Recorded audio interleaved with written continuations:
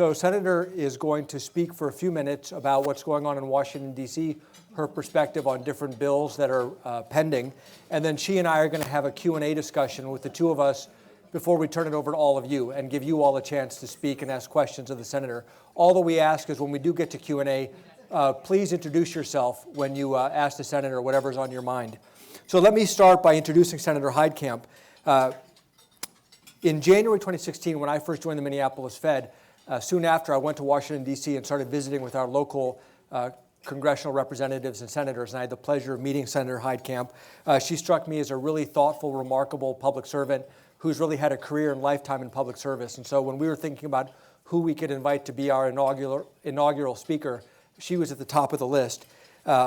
Senator Heitkamp has been in the Senate. She's the first female senator from North Dakota, taking office in January 2013. Really remarkably, she sits on numerous Senate committees that are very relevant to our discussion here today. She's on the Agriculture Committee, the Indian Affairs Committee, the Banking Committee, Homeland Security, and Small Business and Entrepreneurship, which I think gives her a great perspective on the U.S. economy and the regional economy. Before being elected to the U.S. Senate, Senator Heitkamp served as director of Dakota Gasification Company's Great Plains Synfuels plant from 2001 to 2012. And before that, in 1992, she was elected North Dakota Attorney General, a position she held for 8 years. Previously, she was North Dakota's tax commissioner from 1986 to 1992. So please join me in welcoming Senator Heidi Heitkamp.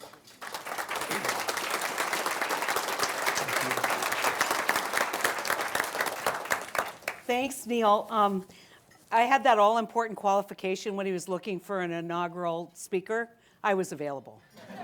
So you know, to the extent that I have had, I think, a wonderful opportunity to serve my state of North Dakota, both as its tax commissioner and as its attorney general.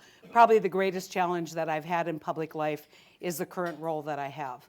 Most of you come from state organizations or deal with local state government in particular. You know that this is an environment where you don't have the luxury of kicking the can down the road. You don't have the luxury of not having that instantaneous response from the public. You've got to get things done. And I think the most frustrated members of Congress today are people who have been governors, people who have been mayors, people who have been attorneys general and actually have done the work and had to make tough decisions, live the political consequences of those tough decisions, and then move on to the next thing. And so probably the greatest frustration that you'll hear people express in my line of work is that it just, every morning, I feel like I get up and I run as hard as I can and I stop at the end of the day and I'm in exactly the same place, if not one step back. And that's shared. If you want one shared experience, I think that experience is shared by everyone. Now, you might say, well, you poor people, can't you figure out a way to get it done? Really? I mean, you know, you're the institution. And so I don't come here and blame the institution. I don't come here and complain and whine and say, look how hard I'm trying. I come here and say, we need to do better. And by we, I mean the institution of the United States Senate, the institution of the American Congress, and writ large, the American government. We need to start making decisions. Because one of the things that I learned in my many years in public life is the single most important thing that we can provide is predictability. And everything is up in the air, right? Everything seems like it's just moving parts and where's it all going to land, if it ever does land, and how are we going to sort out whether it's real if it does land and it's perceived to be either done or over or, you know, resolved. And so I want to run through some of the issues that we're dealing with today, give you a sense of kind of where those issues are right now in Washington, and probably give you a sense of where I see things in the next 3 months and for the rest of this Congress leading into the 2018 campaign. First thing I want to talk about is obviously tax reform. Everybody talks about tax reform. I'm a tax commissioner. I know a little bit about taxes, having served in that role for a number of years in North Dakota. When people ask me about tax reform, I say, what is it?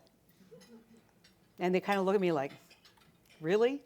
And I say, oh, you mean that thing where we lower the rates and broaden the base? They go, yeah. And I said, what is it? What is tax reform? And the thing that people most understand is, in fact, individual tax reform, right? So I say, so you want to get rid of loopholes. I said, do you want to eliminate the mortgage interest deduction? Well, no. Do you want to eliminate the state and local tax? No. Do you want to eliminate the No. How about municipal bond? No. How about the child? No. The earned in, I said, no, you don't get me. I just want to get rid of the loopholes. And I kind of explained that that's about 80% or 90% of what you would consider in the tax code to be that area of where you could broaden the base. And so that's an illustration of how incredibly difficult it is to have a meaningful discussion about tax reform. So let me tell you what I think where there's common ground, at least common ground if I can speak for those of us who frequently get labeled with that label of moderate, potentially someone who could find their way forth to do something on taxes. I think there is genuine agreement that the nominal corporate rate's too high, that we need to be more competitive. But when people talk about harmonization, I say, stop it. Because if you're truly talking about a territorial system with harmonization, you can't do that in this country without a VAT tax. And until you're willing to actually have a conversation about value-added tax, we're not talking about harmonization. We're talking about a competitive tax rate. Now the question is, how are you going to pay for it? A lot of people saying we're going to repatriate income. Question is, you see what the EU is doing right now in terms of finding American companies and assessing additional taxes. These sourcing rules are very, very difficult to administer. The developed nations now are working on a project to try and find more transparency in terms of where income is being sourced. I don't think that we have a very good idea of what rules are currently being applied or where income is currently sourced. And so I think we're going to have difficulty finding a path forward to harmonization, but I think the sweet spot is in fact lowering the nominal corporate rate. You all know the difference between the nominal rate and the effective rate. The question is, how are we going to pay for it? Or are we going to pay for it?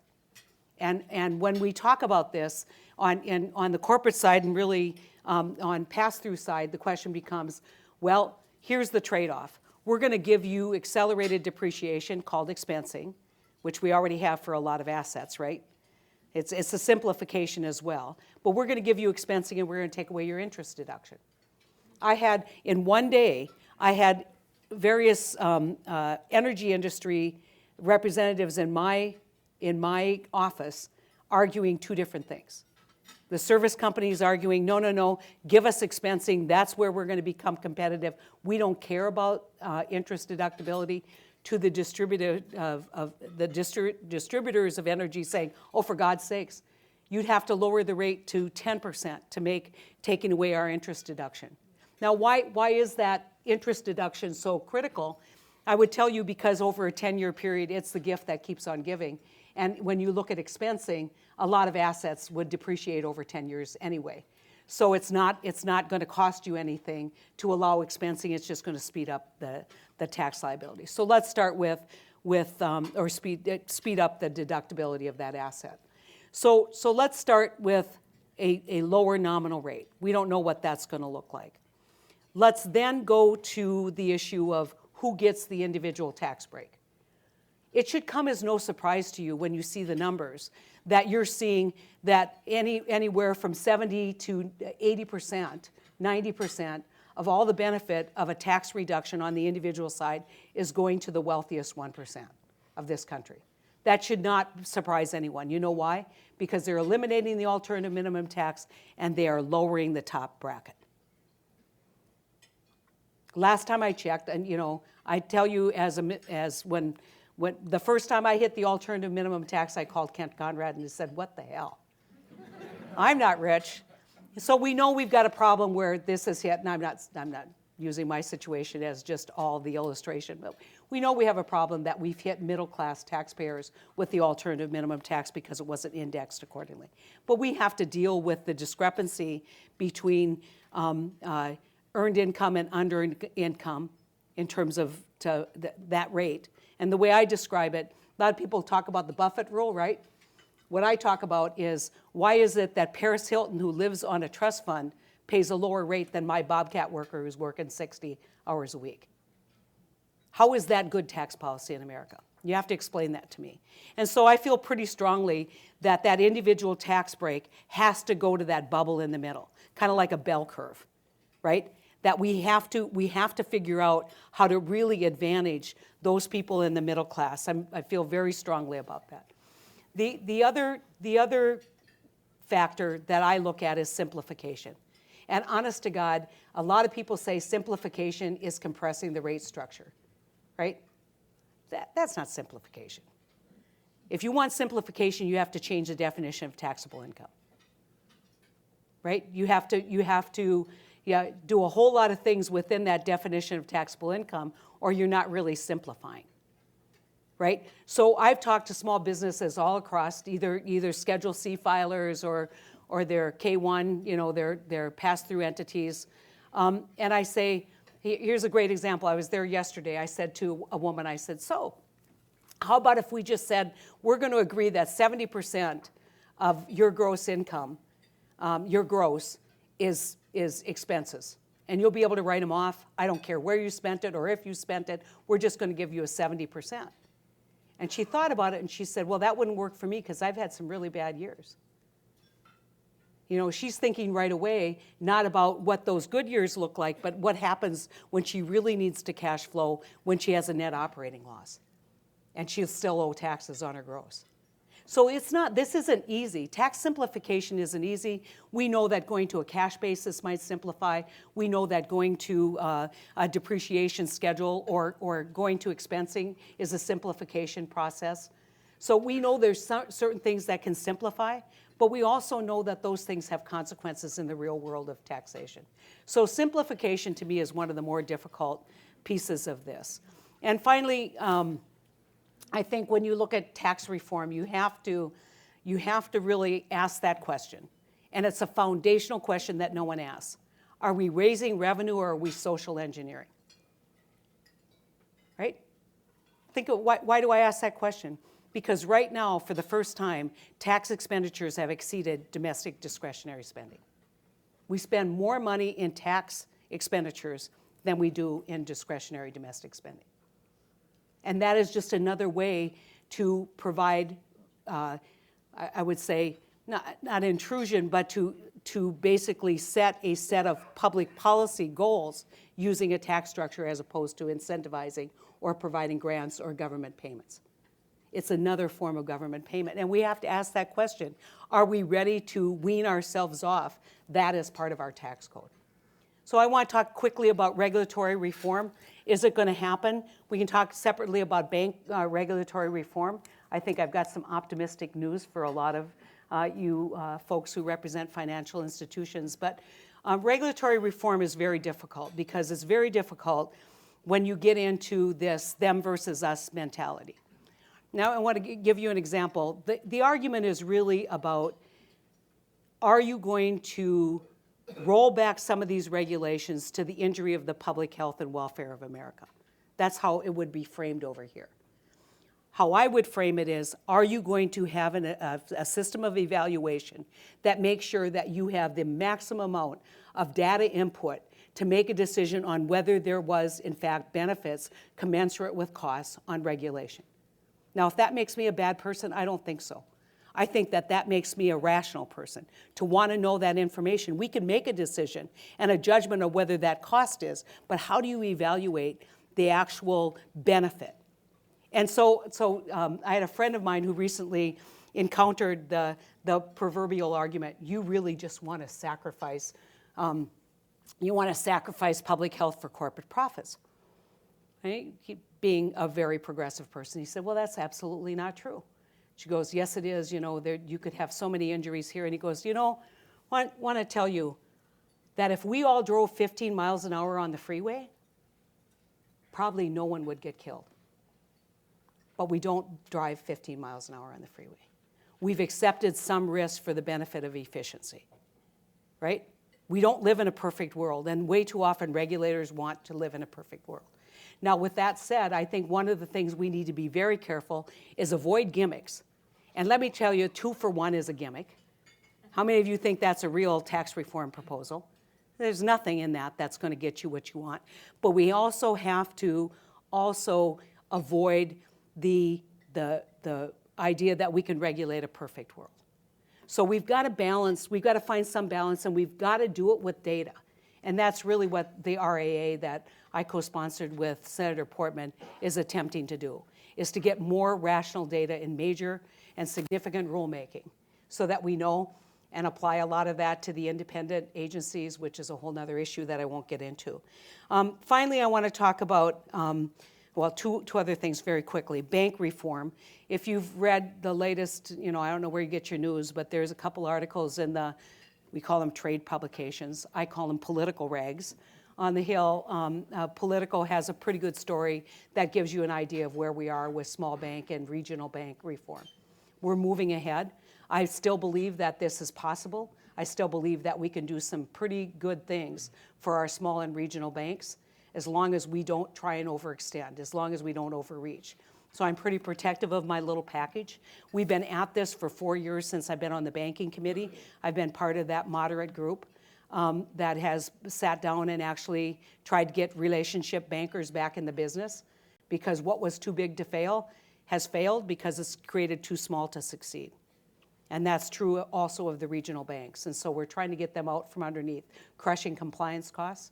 I want to just give you an example. I talked to a banker in New York, a regional banker, who told me that when the examiner came in, he wanted to stress test his bank at a 21% annual inflation rate. I said, if we have a 21% annual inflation rate, we have a bigger problem than the risk your bank presents in the economy. And so we need to get some common sense back into the relationship banking, and I'm sure Neil will have some great comments about that. Finally, I want to talk about trade. When in the world did the Republican Party become anti-trade? I know from the slides that you were presented today, you all know how critically important NAFTA is to my state, how critically important it is that we have a robust trade environment for agriculture, for energy, how critically important it is for the world that we all figure out a way that we can, I'm all for winning, and I believe we can win, and I believe we can do better on trade negotiations. I've always thought that. But I think that we have a sense that all of our problems are the result of globalization economically. And guess what? I start every conversation with close-up kids, anyone in high school. I try and get them young, and I start out and I say 5. If you remember nothing else in the world, I want you to remember this number that I told you. And they kind of look, what's that mean? I said, that's the percentage of population that is the United States of America. And when you're my age, it's going to be less. Do you think you can be successful ignoring 93, 94% of 95% of all consumers in this world, potential customers? We've got to figure out a way to win in globalization. We are still the most innovative, the most creative, the best capitalists on the face of the earth. And we can win, but we can't win by retreating. We've got to win by continuing to believe that international trade is absolutely critical. If you want to get into infrastructure on the Q&A, we can do that. But I just want to close by giving you some, I don't know if it's hope, but I think some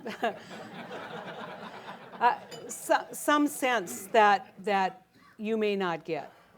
I think fundamentally what you see and what you hear is not what the institution is. I think the institution is going through a major change because you had a major change in the presidency.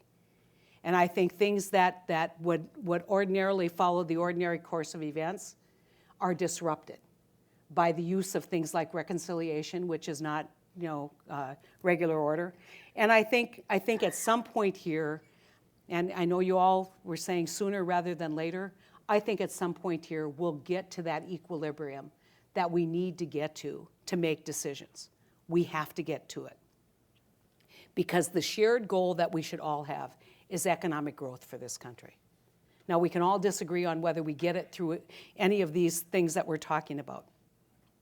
But we have to have a real discussion about how we achieve greater economic growth and how we jumpstart this economy. And Neil's got a great perspective on it comes in innovation, that we can't gimmick our way out of this. We gotta evolve our way out of this, and I think we can have that conversation. But just understand that I honestly believe that we will achieve some kind of consensus. And one of the things that I'm most optimistic about is that we can build relationships that move this country forward using things like bank regulation reform, small bank and regional bank regulation reform. If we can get that done, I think it signals that we can get a whole lot more done. So I also be willing to talk anything that you want to know about what's happening right now in healthcare, which is 1/6 of our economy, and right now more of a political issue than an economic issue, and we've got to change that as well. So thanks for letting me come, and I'll be glad to join Neil. Thanks. It was great. You bet. Thank you so much. So, Senator, that was terrific. Thank you for kicking off that way. There are a lot of topics we can get into. I want to start with the regional economy, which is wherever I travel around the regional economy, especially in rural communities, generally speaking, their populations are declining. Young people are leaving, and it's a real challenge for economic growth. And what I say when people ask me about it is I say, look, you have three choices. You can either accept slower growth, you can spend taxpayer dollars to try to subsidize fertility to get the growth rate back up, and everyone laughs when I say that. But it's not a silly argument. Or third, you can embrace immigration. And some regions do that better than others. How do you react? How do you think about that problem and those three choices that I present? One of the things that I'll tell you, we used to, in the 1980s and 90s when I was in state government, we used to have a discussion, and the discussion was about how do you create primary sector jobs. So the belief was all we needed to do was provide a job, and that would solve the rural out-migration. It would solve this problem. Guess what happened? Last time I was up in northeast North Dakota, which is just above Grand Forks, they had 80 primary sector jobs, all pretty good wages, and no one to fill them because we've ignored the rural infrastructure. So I have what I call the Netflix test. Can you stream Netflix in your community, right? Is there a grocery store? Is there health care? What services have we provided? So one thing I would say is as we're addressing the challenges of rural America, we have to address affordable housing. We have to address health care. We have to address broadband issues. We have to create an environment that people want to live in. The second thing I would tell you about, I don't think it's so funny to say we have to incentivize birth rates. They've done it in a lot of major countries. France did it to some result, actually. I think that one of the things that we're working on is the challenge that families have, whether it's daycare or whether it's paid medical leave. What are the challenges that people have as they're considering having children? And not to belabor the tax reform proposal, but eliminating the personal exemption and doubling the standard deduction, and then adding some child care credit that I don't know how it's going to apply. That's not an incentive for young families. You're taking away some of the incentive that young families currently have when you when you take away the personal exemption. But we have a bill called the Family Act, which builds on work that's been done in California. It would be like, the shortest way to describe it is if you had a health challenge in your family, your immediate family, if you had a birth of a child, you would have access to an unemployment kind of payment, 60% of your salary over 3 months, so your employer didn't have to bear that burden of providing that benefit, and you could come back into the workforce. So it's called the Family Act. Ivanka Trump has something much more abbreviated than that, but there's a lot of discussion about that. And finally, daycare. Access to daycare, really difficult in rural communities. So what are we doing to make sure that we're raising children and that we're providing quality daycare so people don't feel guilty and you keep people in the workforce? And then finally, immigration. I think when you talk to any economist who has in fact studied rural challenges, they would once again raise the issue of immigration. Now, you might kind of recoil at that, but think about how North Dakota got populated. It wasn't people moving from, Pennsylvania. It was people moving from Norway, from Finland, from Iceland, from Germany, directly into North Dakota, maybe stopping off at that lesser state. Oh, that would be the one I'm in, Minnesota. I can say that because Amy's not here. Anyway, a lot of people from my part of the world came out of Adrian, and so so they stopped in Iowa or Minnesota, and then found land in North Dakota. So we have a culture that embraces rural population development through immigration, and I think we need to have that discussion. I think being afraid to have that discussion because it doesn't fit a political spectrum is ignoring economics. Thank you. Let's turn to North Dakota and let's talk about the energy sector. In my view, I said to you at lunch, I think in the last decade, the most important technology development in the world is not from Silicon Valley, it's not Twitter or Facebook, it's fracking. Because in a sense, it's put a cap on the price of energy in the world, brought it down, which is transformative. I'm curious your view on the oil sector and the natural gas sector, your outlook. How do you see things? Well, first off, I will tell you that this has been an amazingly resilient industry. So let's start out where we used to say, 5 years ago, that you had to have $70 a barrel in order to be competitive. And then we saw improvements in the efficiency. We saw, for a lot of reasons, the boom come out of it, but stability come in, which lowered input prices. In fact, a lot of oil industry people would say they don't want $100 a barrel. It's going to drive up their input costs again, that they can make just as much money at a lower price point. And so the industry sustained a slow economy after 2009. When you look at actually employment growth, and Neil knows this, and you look at what percentage of that employment growth was in energy, it's dramatic. And so that's a story we don't tell enough, which is these are jobs, they're good paying jobs, $100,000 a year jobs, and they go to people that we all want to benefit, the hardworking people of this country. And so we need to recognize that as an economic generator, just the employment, not just low energy costs. But if you look at the challenges the industry has, it's transportation, it's infrastructure, and it's getting to be more challenging because of the, I would say, leave it in the ground folks who are really, in a very competitive stance as it relates to building infrastructure to move energy, whether it's on a power line or a pipeline. We need to solve that problem because we need to move energy where it should be used. But I would tell you, I believe that, and this might sound self-serving, but I believe one of the most significant public policy things that we've done for this development has been to allow the exportation of crude oil out of the lower 48. It has created a market. It has driven prices. It has driven the international market in a way that I think Saudis and OPEC never really realized, and we have the potential to do even more. And so when you look at footprint, we used to recover probably about 3 to 5% of the oil in the ground. We're up around 7. We can get that much higher without having an additional infrastructure development, and that's huge. On the natural gas side, I can't tell you, I think single-handedly lower natural gas has helped revitalize agriculture, especially in the petrochemical industry in this country. So it has been pivotal and foundational for economic growth in this country. You just reminded me of something. You think about the job of a member of Congress or a senator, the range of issues that they have to be able to deal with. It really is quite extraordinary. And so I'm going to shift on you again. Let's talk about healthcare. You mentioned it there at the end. One of my observations, and I'm not a healthcare policy expert, one of my observations in the last 10 years of debate about healthcare in the country is that one of the good news is the American people are becoming informed about healthcare and how complicated an issue it is. So people now understand what pre-existing conditions, what it means in terms of health insurance.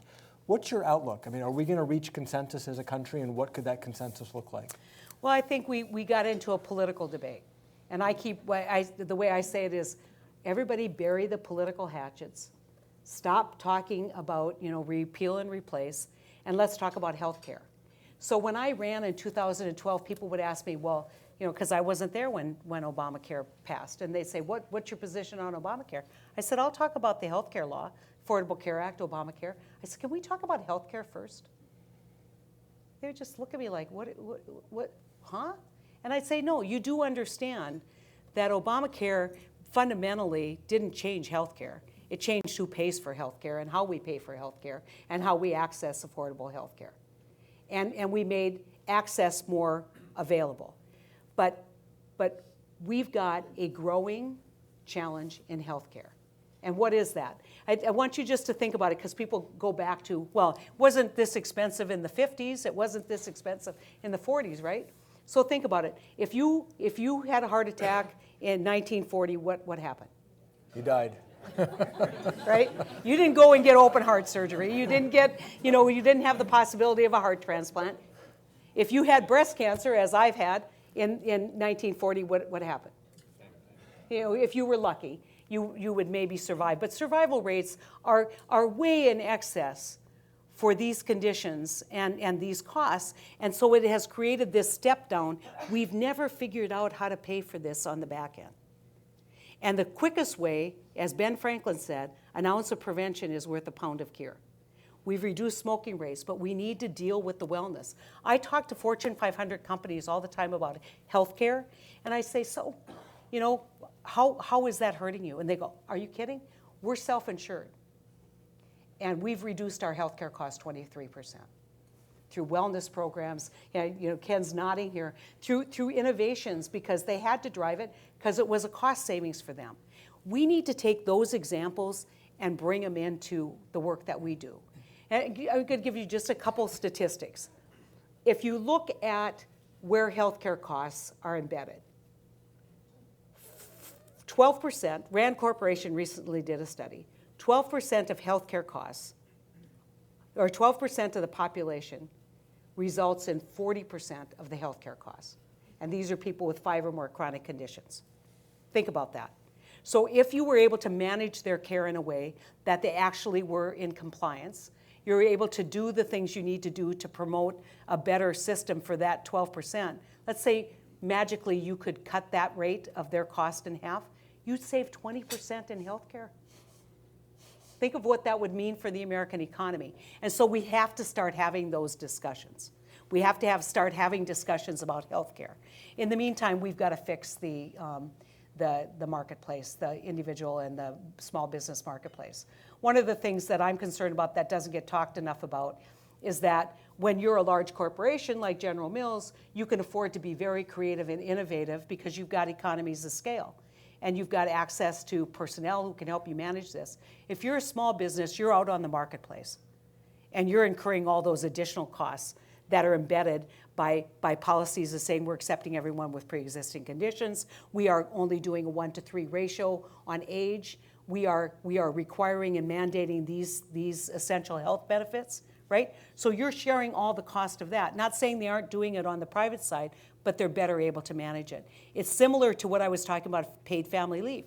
Someone like General Mills can offer a benefit. They're big enough. But if you're a small business, that's really difficult to compete for that worker with General Mills, because that young, smart, talented worker is going to say, if I have a baby, I get 3 months over there. If I have a baby and I'm working at a startup over here, I don't get 3 months. And so we've got to start thinking about this, not through the lens of who pays, but how do we distribute fairly the cost of healthcare in this country, and how do we do better to lower the cost overall? And I think we're there. I just give you one moment of optimism and hope. When Lamar Alexander and Patty Murray, who are chairs of the committee and ranking member, after the failure of the skinny repeal, so-called skinny repeal, Lamar called for a series of hearings in the HELP committee. He asked senators, in open invitation to anyone who wanted to come, who wasn't on the committee, to come an hour ahead and have a discussion with the panelists, but also have a discussion with each other about what we can do in healthcare. This is 8 o'clock in the morning, lots of demands on your time. Over every one of those sessions, over 30 senators who weren't on the committee showed up. That tells you there's an opportunity, because people really want to address this concern. That's great. Thank you. I could keep asking you questions, but I want to turn it over to the audience. So we got some microphones. If anybody has a question, just raise your hand and we'll give you a shot.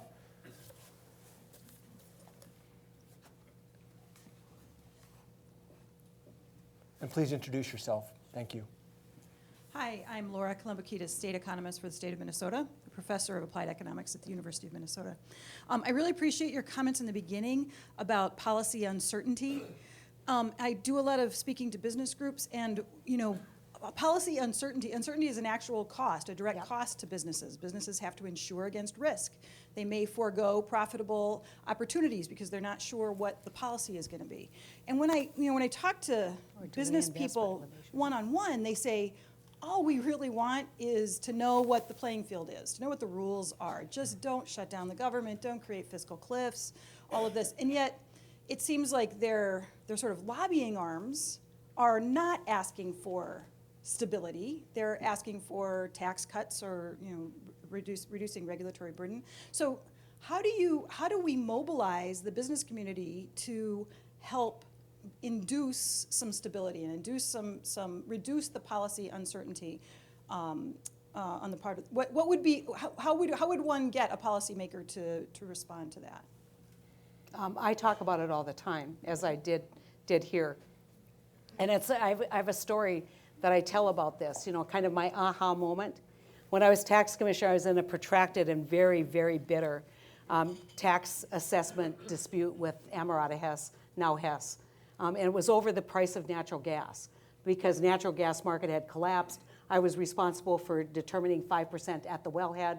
I used a method called workback, which was economically sound, but gave them great unpredictability on what their tax burden would be. We had spent millions, they had spent millions on this litigation because it was a very large assessment. And I'm a young tax commissioner, and it's just eating at me, like, why can't we solve this? Why can't they see the error of their ways and that I'm so smart that they should do what I want them to do? And so I went to bed one night, and I woke up in the morning, and I went, they need to know what the tax responsibility is. And I said, what if we took natural gas, which at the time was a very unstable price, and we said we're going to set it at $7 or 7 cents an MCF out of the wellhead with an escalator that's tied to the natural gas index, and we're going to just give them predictability. All they need to know is how much gas are they producing so they can calculate their tax rate, what they're going to pay. We settled that case in a week. And that's the aha moment, because it wasn't about my economics versus their economics, my fight versus their fight. It was about predictability. They needed predictability in the marketplace, and I needed to raise revenue. I had a statute I had to get compliance with. And so I think many times what you're seeing right now with a lot of discussion about regulatory rollback, you're seeing some resistance from businesses that have already invested in compliance because they've embedded those costs in compliance and now wonder who's going to be the new entrant into the market that's going to be kind of drafting on this new reform. And so I don't know how you get other people to think about it the way I think about it. But I try and, as I said, I tell people on tax reform, either do it or shut up. I mean, I do. When people say tax reform, I say, just do it or be quiet about it. Because I think there has been that uncertainty that has delayed investment. And delayed investment in many cases is very costly, right? So I think we need to have better communications, but people need to be a little bit more honest, because there's this idea that you got to run to these bright, shiny objects, which is, an important tax reform, reg reform, healthcare reform, whatever it is, when what we should be doing is methodically working through the challenges that actually create the efficiencies in the system so people can realize efficiencies in an environment where we have predictability. So I don't know how to get other people to talk about it the way I do. Thank you for being here with us, Yeah, Senator. thank you. Greatly appreciated. You touched on, going back on tax reform, you talked about maybe the sweet spot on personal income and then an adjustment in nominal corporate rate. you're going to know the numbers way better than I do, but I think the cost of those two is $3 to $4 trillion, or it's a huge amount of money. So I guess the question is, what are the best opportunities to pay for all of this? And the numbers, I find the cost numbers frightening, and I just worry about piling on the deficit, because I don't think that we're going to grow our way out of that much money personally. So I'd be interested in your views on how we pay for it. And also, maybe since you said, when did Republicans lose the plot on trade, when did we lose the plot on ever increasing deficits will be a real problem over the long haul? If I can just talk about kind of the attitude, and the attitude is that all of this, if it happens, will result in a 3 to 4% growth in the economy, and therefore we grow our way out of the cost, and that will result in more revenue, under the idea that Reagan did it and we got more revenue. And so there's a whole lot of wishful thinking without good economics behind it. Now, am I willing to sacrifice some deficit for a more competitive global rate? We'd have to talk about it. I can tell you it's not at 20%. We'd have to find that spot at which you could actually see some benefit. And obviously the pay for there would be repatriation. And I don't know where you're at with that deemed repatriation, whether we look at kind of those sourcing rules, which we think now are disadvantaging our participation in profitability of major corporations. Look at ways that we can kind of narrow the base without disrupting some of the goals that we've had. And so I think there are some things you can do within the corporate side that would be a great pay for. On the individual side, we can sit around and talk about the variance and the differential between active and passive income. I think that you're a guy who likes to give dividends, and a lot of people consider that double taxation. I get it, but I think at the end of the day, we have to really do some soul searching on why it is in America, if you go to work every day, you pay a higher rate than if you live on a trust fund. And so I would tell you things like carried interest need to be examined. I think we need to look at rules as it relates to a passive income. So does that answer your question? Yeah, thank you. Senator Heitkamp, I'm Kay Jorgensen from South Dakota, Spearfish. After being born in the United States, I think the two greatest gifts I was given was the capacity as a young woman coming of age in the early 70s to be able to control when or if I had a child. And the other great gift was that I only had to work 14 hours a week on average in order to pay for my education completely and come out of school without a debt. Would you give us some thoughts, especially on higher education or public education policy in the United States today, and where we might be headed in terms of the success of the United States as a leader in the world? Yeah, interesting questions. What I would tell you about higher education is there is this huge race right now to lower the cost of higher education, and to whether it's Senator Sanders' proposal of paying for education. What I tell people, and it's much to the dismay of a lot of people on my side, if I have that money, I'm putting it in early childhood. I am putting it where I think you better prepare people to make better choices when they are 18, 19, where they can look and say, you know what, that state college degree, that's worth the degree at that more expensive private school. And you're seeing some of that transition now. You're seeing more and more kids being price sensitive. And so we need to get kids and parents to appreciate. And then we need to get employers like us to honestly not look and say, oh, they went to Yale. Why isn't a UND grade? I mean, why would we discriminate?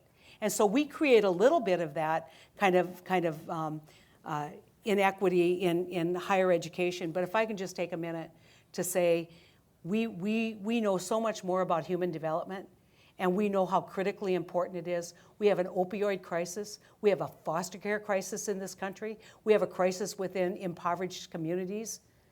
And if we don't deal with that on the front end, we will not have a workforce. Forget about paying for their college education, right? Because they won't ever be prepared to go for college, to college unless we give them that foundational piece. So I think we need to think about investment. I don't know what to tell you on the first, which is your decision. I think there is still within a lot of circles a mentality on things that when I talk about daycare and the Family Act, when you're dealing with decision makers who are in their 70s and 80s and they don't look like us, and you know what I mean, their perspective on challenges is so different than what ours is.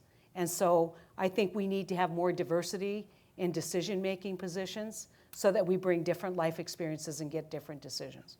Does that help you? Yeah. Thank you.